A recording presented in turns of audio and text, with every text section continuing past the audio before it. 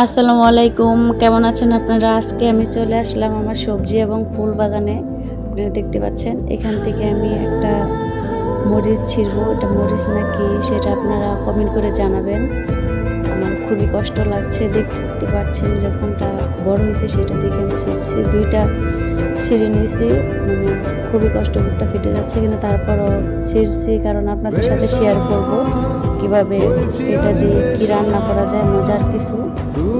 এখানে আমি সব কিছু কেটে নিয়েছি, নিয়ে এখানে আমি আলু এবং গাজর সিদ্ধ দিয়ে দিয়েছি।